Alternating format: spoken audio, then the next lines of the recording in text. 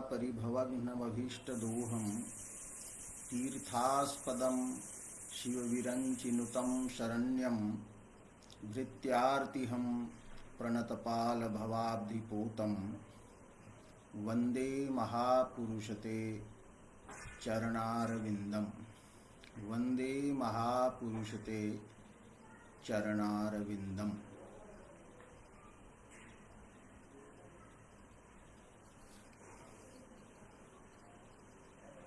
पूर्वं वेदस्तुतेः यह प्रथमः श्लोकः तस्यार्थः उक्तः। प्रथमे श्लोके प्रतिपादितं यत् श्रुतयः वेदाः श्रुतिशब्दाः परब्रह्मणि साक्षात् कथं चरन्ति। ब्रह्म अनिर्देश्यं वर्तते, अतः श्रुतिशब्दाः अभिधया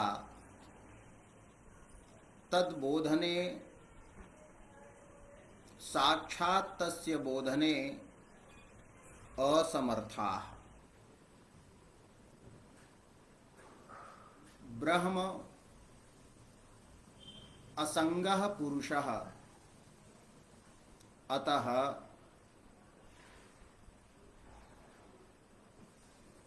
शक्य संबंध रूपा लक्षणापि ब्रह्मणि न प्रवर्तते। लक्षणया अपि शब्द विषयत्वं परमात्मनः नास्ति। लक्षणा का अस्ति एतद् विषये श्रीधरस्वामिना टीकायाम् उक्तम्। अभिधेया विनाभूत प्रवृत्तिः लक्षणोच्यते। ईसा या कारिका वर्तते, तत्र काव्य प्रकाशादौ परिवर्तनं लभ्यते। काव्य प्रकाशे अभिधेया विनाभूत प्रतीतिः लक्षणोच्यते, तत्र प्रतीति पदं प्रयुक्तम्। किन्तु श्रीधरस्वामिनः टीकायां प्रवृत्ति शब्दः वर्तते। एवं भोजेन श्रृंगार प्रकाशेपि प्रवृत्ति शब्दः एव प्रयुक्तः। अभिधेयस्य वाच्यस्य अविनाभूतः संबद्धः यह वर्तते अर्थः, तस्मिन्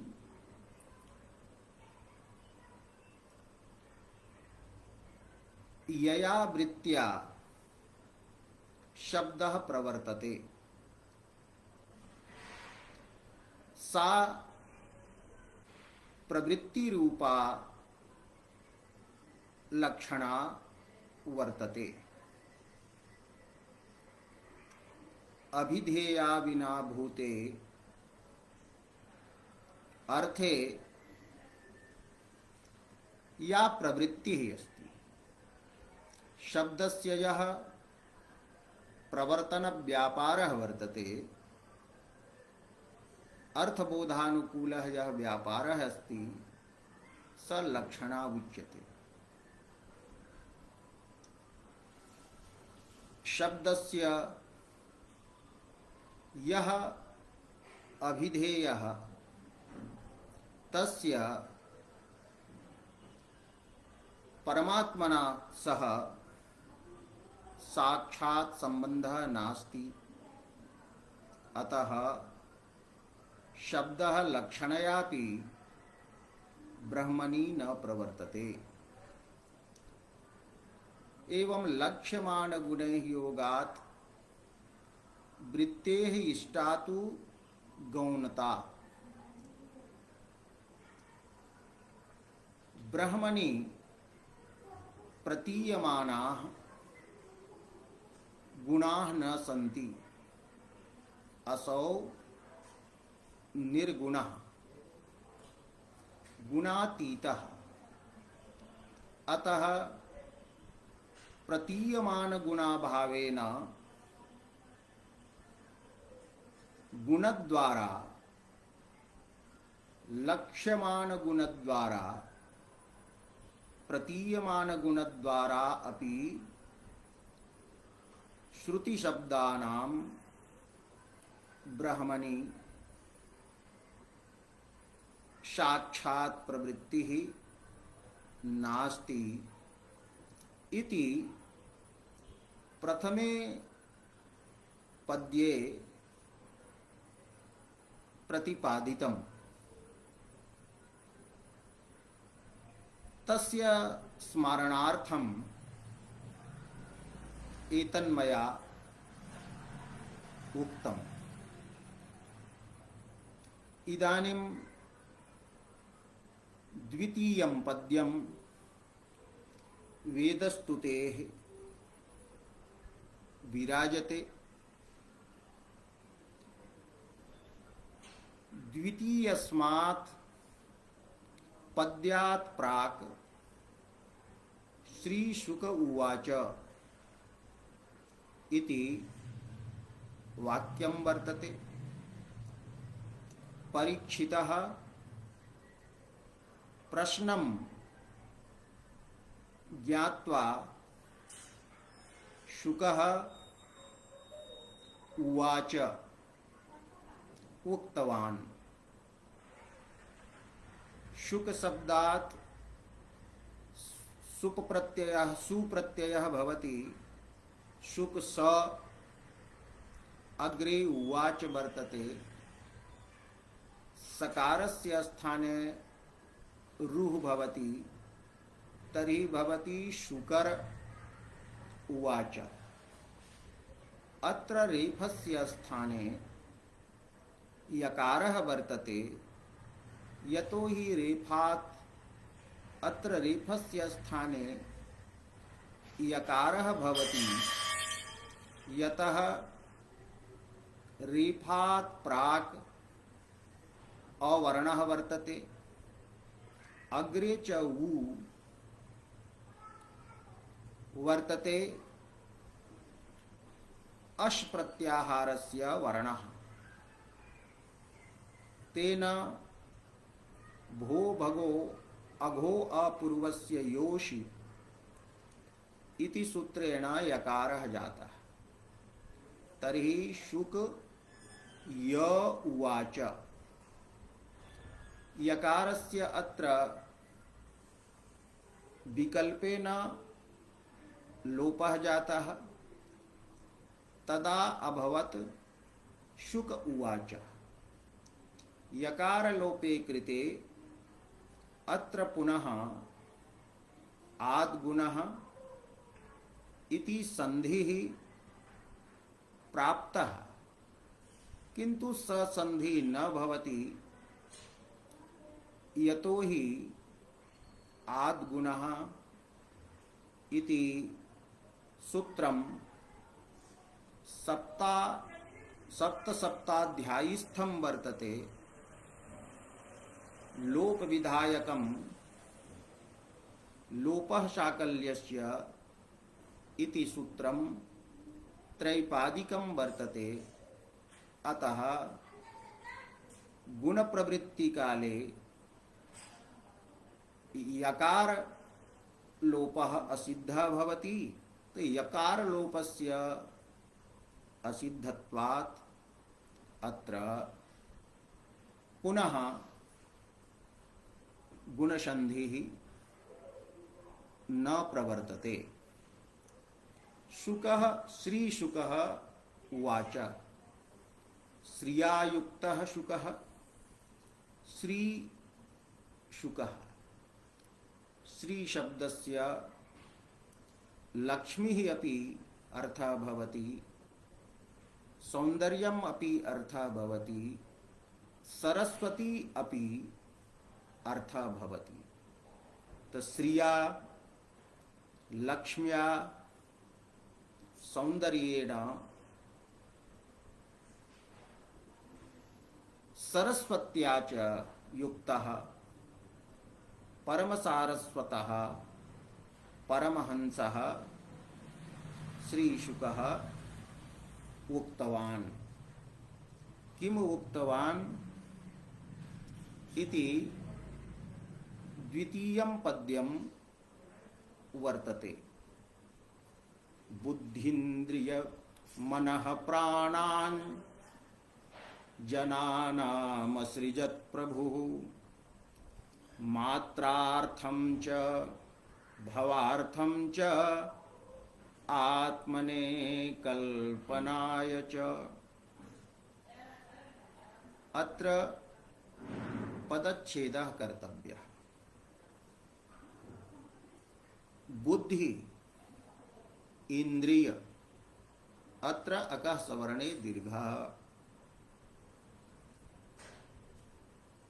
मनस शब्दः तत्र सकारस्य स्थाने रेफः विसर्गश्च। तो मनस मनः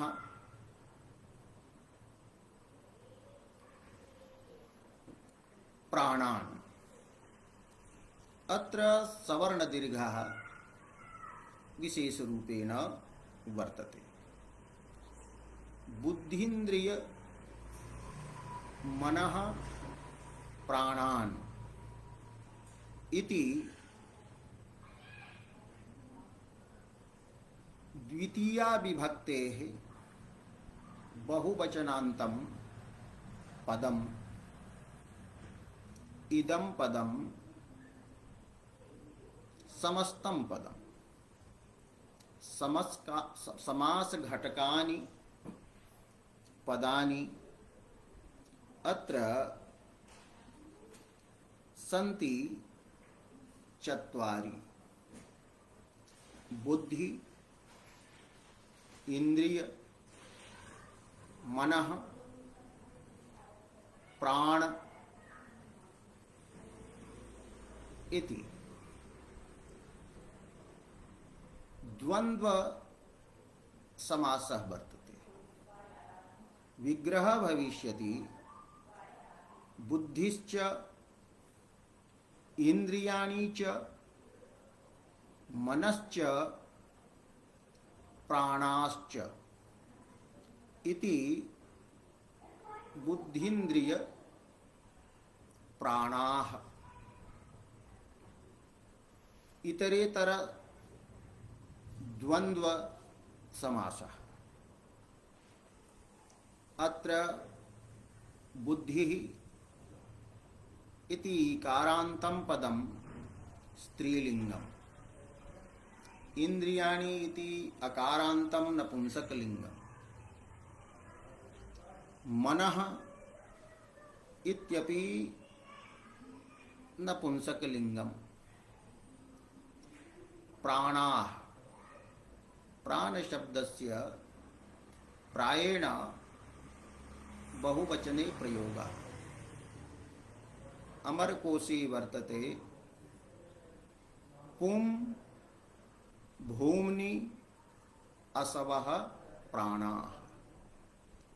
प्राण शब्दः पुल्लिंगः, भूम्नि बहुवचने च प्रयुज्यते। एवं असु शब्दः अपि प्राणवाचकः बहुवचनान्तः।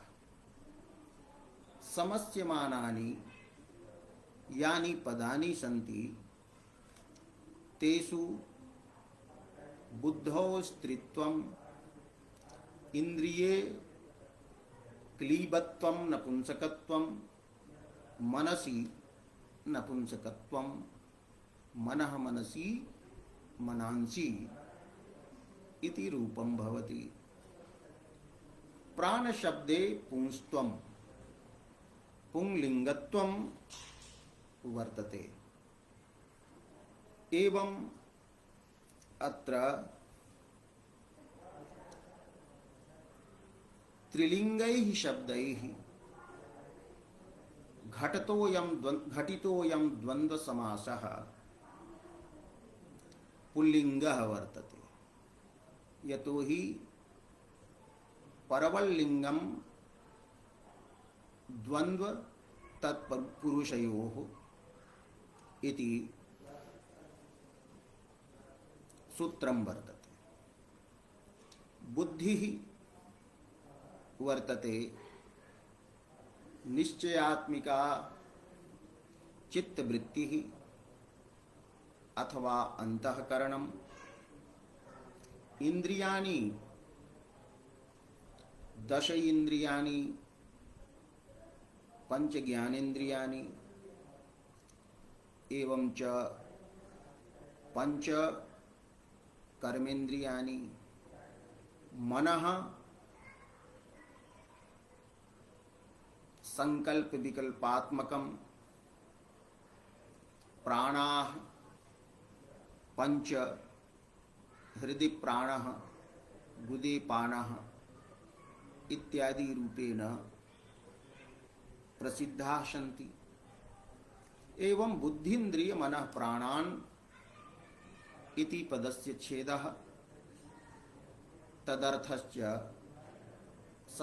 समासेन उक्तः। जनानाम् अत्र जन इति अकारान्तः षष्ठी बहुवचनान्तः पुल्लिंगः। जनानां ये जायन्ते, ये जन्म गृह्णन्ति ते जनाः। अनुशयिनः पूर्वकृत कर्म वासनावन्तः जीवाः। अत्र जन शब्देन उच्यन्ते। तो जनानां जीवानां जन्मांतरकृत कर्म वासना वतां प्राणिनां जीवानां इति अर्थः। अग्रिमम् असृजत् इति तिङन्तं पदं सृज विसर्गे इति धातुः। अयं धातुः तुदादिगणे वर्तते। लङ् लकारस्य प्रथम पुरुषस्य एकवचनं वर्तते असृजत्। असृजताम्, असृजन्, असृजत्। अस्य अर्थः अरचयत्, रचितवान्, सृष्टवान्। अग्रिमं पदं प्रभुः वर्तते। यः प्रकर्षेण भवति स प्रभुः, सामर्थ्यवान्। सामर्थ्यवान् वस्तुतः ईश्वरः एव।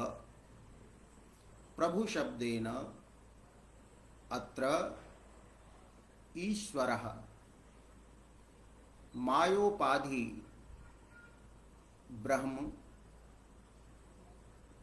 ग्राह्यम। प्रभुः इति उकारान्तः शब्दः पुल्लिङ्गः प्रथमाया एकवचनम् अत्र वर्तते। अग्रिमं पदं मात्रार्थम। मात्रा भ्यः। मात्रा शब्दः आकारान्तः। मात्राभ्यः इति चतुर्थ्यन्तस्य अर्थशब्देन सह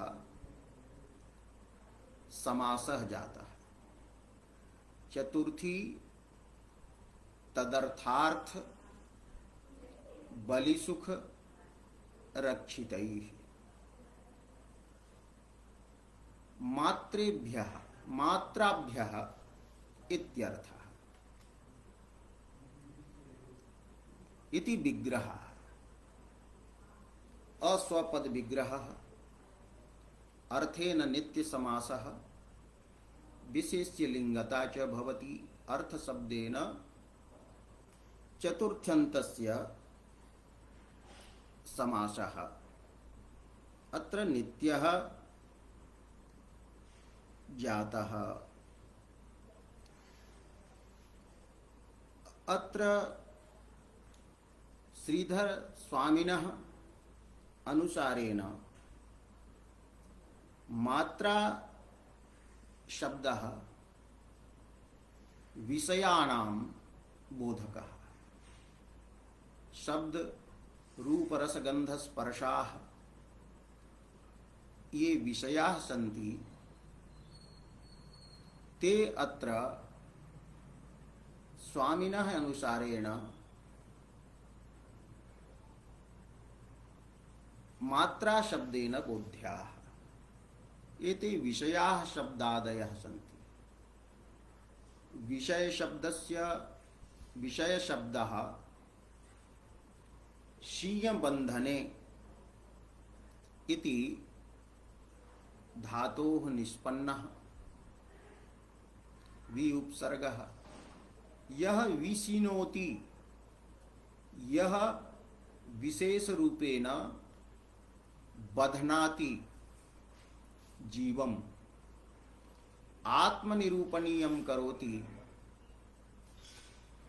आत्मसदृशम एव स्वरूपम जीवात्मनः प्रतिपादयति।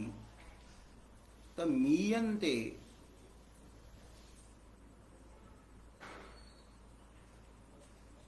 इंद्रियैः प्रमीयन्ते ज्ञायन्ते इति मात्राः विषयाः। तर्हि मात्रार्थम अस्य अर्थः विषयार्थम। स्वामिनः अनुसारेण पूर्वम अत्र अर्थः विधीयते। विषयेभ्यः विषयार्थम अग्रिमं पदम् अस्ति भवार्थम। भवाय भव शब्दः अत्र जन्मनः आत्मनः जीवात्मनः शरीर धारणं शरीर संयोगः जन्म भवति। तर्हि भवाय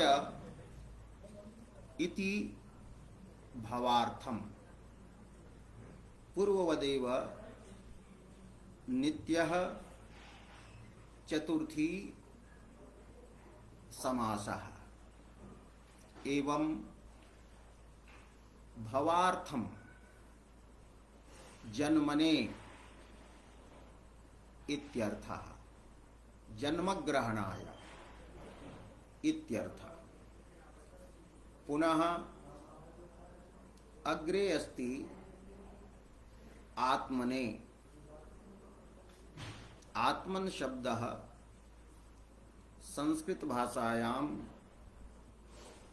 पुल्लिंगः, हिंदी भाषायां तो स्त्रीलिंगः।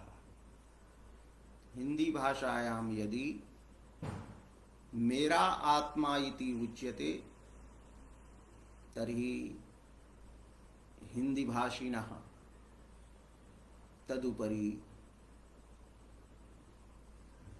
दंडं निपातयन्ति। किंतु संस्कृते पुल्लिंगः आत्मा आत्मानो आत्मानः, आत्मन शब्दः महिमन शब्दः गरिमन शब्दः इमनिच प्रत्ययान्ताः ये शब्दाः ते सर्वे सन्ति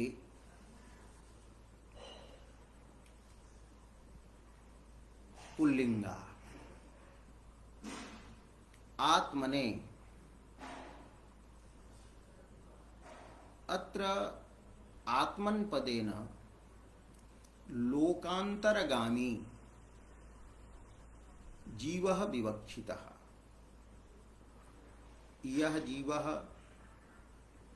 मुक्तः न भवति। इदं स्थूलं शरीरं विहाय लोकांतरस्य यात्रां करोति। कदाचित् पुण्यवशात् इंद्रलोकं गच्छति, कदाचन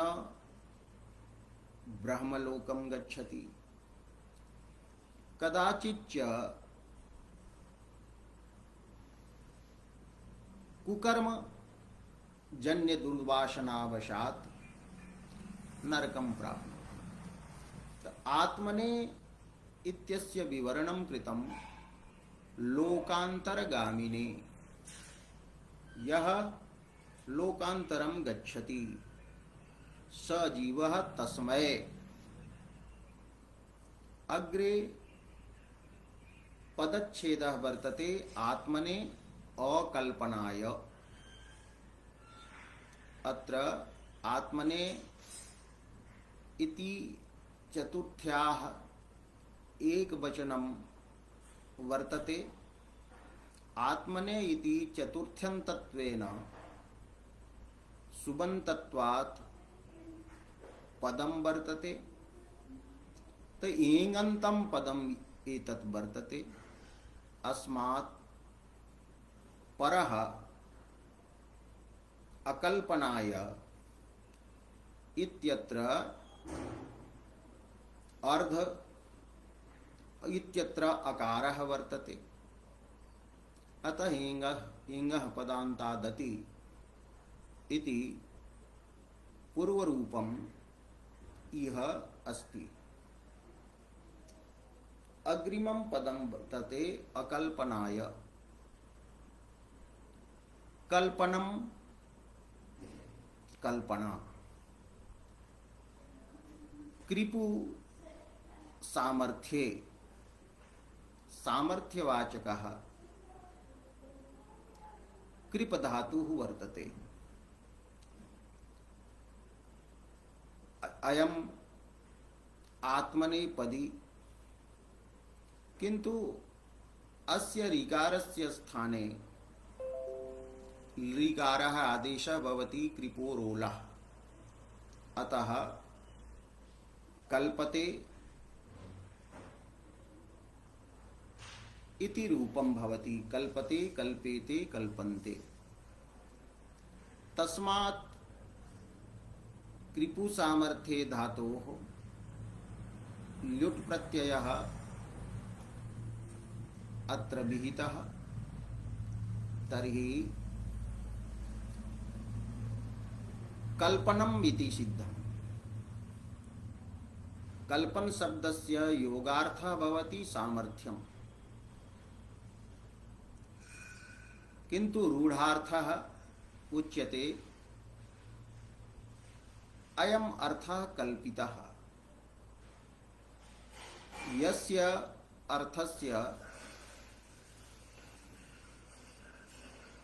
सर्वत्र सत्ता न भवति, बुद्धौ एव सत्ता भवति। यथा शशशृङ्गः उच्यते शशशृङ्गं, तदा शश संबंधी यत् श्रृंगम, श्रृंगे यत् शशीयत्वं वर्तते, शश संबंधित्वं, तद् वस्तुतः बुद्धिस्थम् एव। इदं समग्रं जगत् ब्रह्मणः कल्पना एव वर्तते। तो कल्पनम अत्र कल्पना विषयत्वात् जगत अस्ति, किंतु नया नया समासः क्रियते न कल्पनम यस्मिन्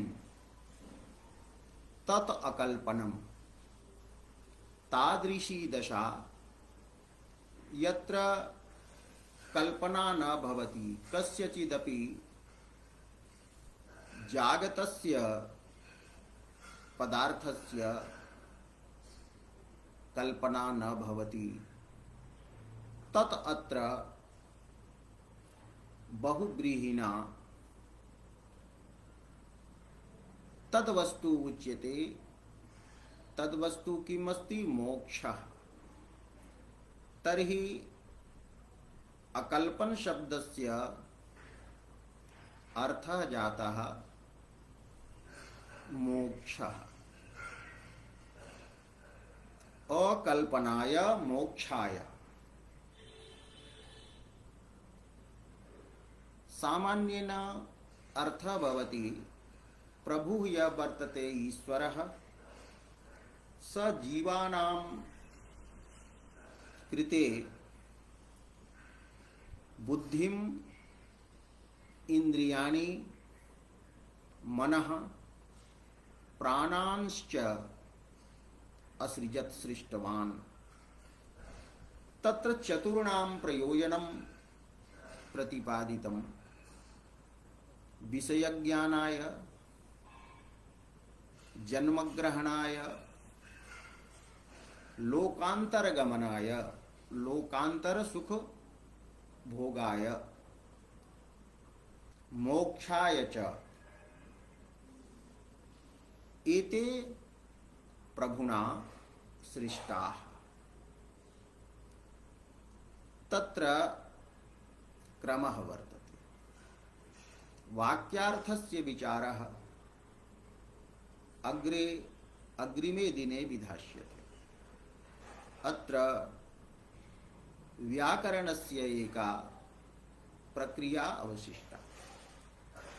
अत्र चतुर्थी वर्तते। मात्रार्थम, भावार्थम एवं आत्मने अकल्पनाय च। विग्रहे कृते मात्राभ्यः भावाय आत्मने अकल्पनाय च भवति। अत्र चतुर्थी केन सूत्रेण? एकं सूत्रं वर्तते क्रियार्थोपपदस्य च कर्मणि स्थानिनः। अस्य अर्थः भवति क्रियार्था क्रिया, क्रियायै एव या क्रिया भवति सा भवति क्रियार्था क्रिया। तो क्रियार्था क्रिया या वर्तते तस्याः वाचकं यत् तुमुनन्तं पदं भवति, तस्य यदि लोपः क्रियते तर्हि तुमुनन्तस्य तस्य कर्मणि चतुर्थी भवति। यथा उच्यते रामः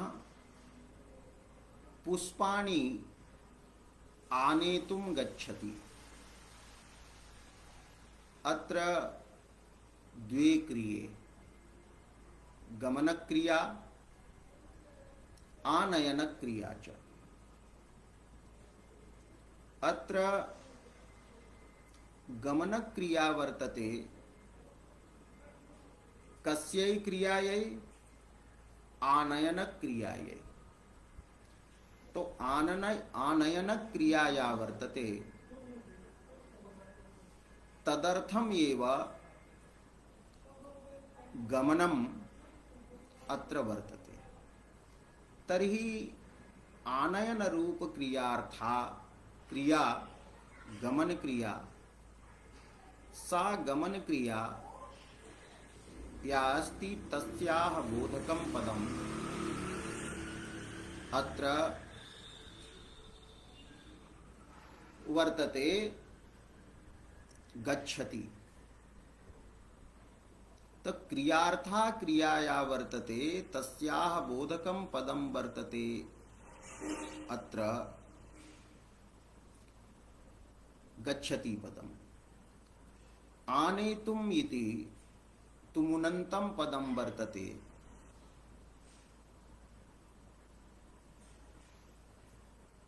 तुमुनन्तेन पदेन वाच्या अत्र या आनयन क्रिया तस्याः आनयन क्रियायाः कर्म वर्तते पुष्पाणि। रामः पुष्पाणि आनेतुं गच्छति। अत्र आनेतुम् इति पदं यदि न प्रयुज्यते तर्हि तुमुनन्त पद वाच्यायाः आनयन क्रियायाः यानि कर्माणि सन्ति पुष्पाणि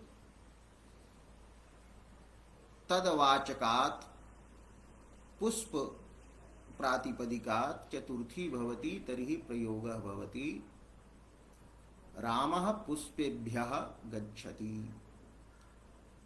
रामः पुस्तकाय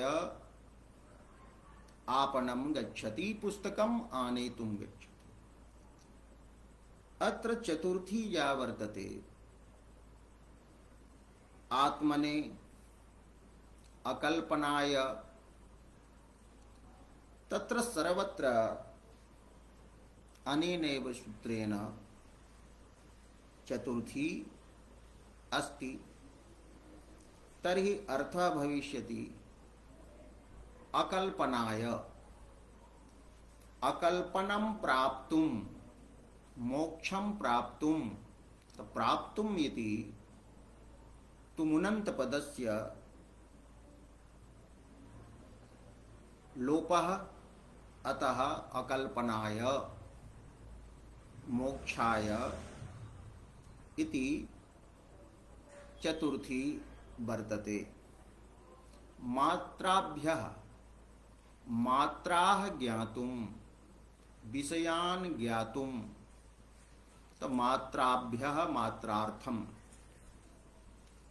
भवं ग्रहीतुं पुनर्जन्म ग्रहीतुं। अतः भवाय भवार्थम। एवं आत्मानं लोकांतरं गमयितुं। तो आत्मने इति वर्तते। एवं अद्य यह द्वितीयः श्लोकः बुद्धिन्द्रिय मनः प्राणान् जनानाम सृजत् प्रभुः मात्रार्थं च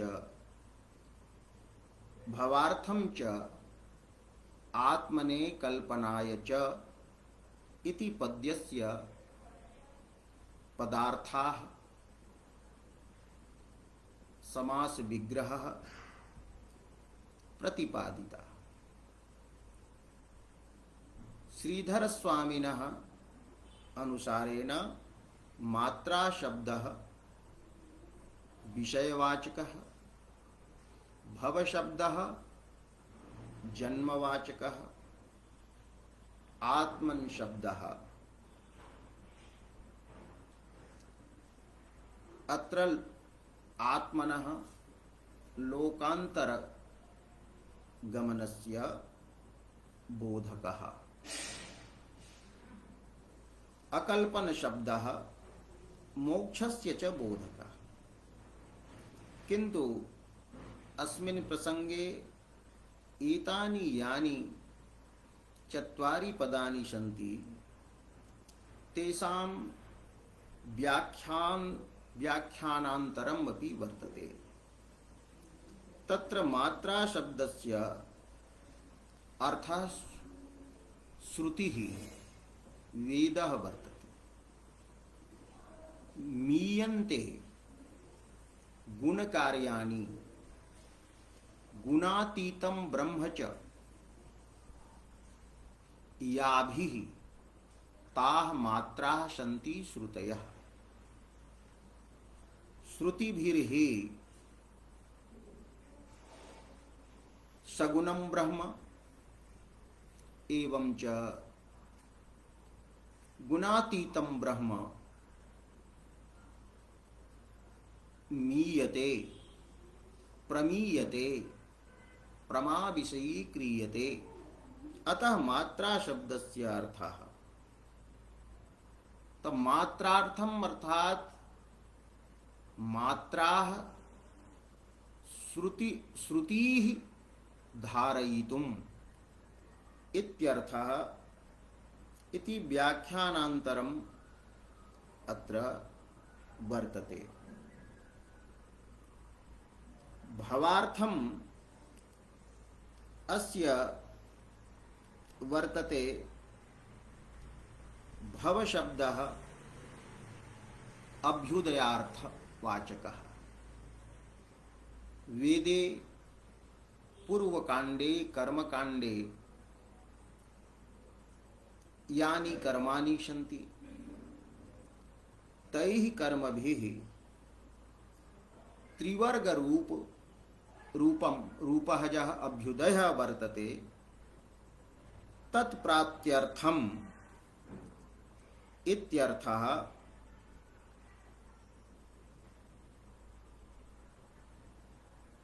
भवति एवं च फलितः अर्थः भवति यत्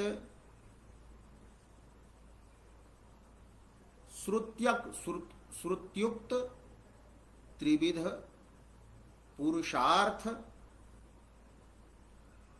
सिद्ध्यर्थम इति भव पदार्थ।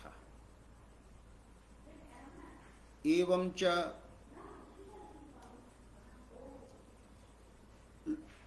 आत्मने इत्यनेन स एव अर्थः गृहीतः किंतु परिष्कृतः लोकांतर गमन द्वारा लोकांतर फल भोगाय इति अर्थः तत्र विहितः। एवं च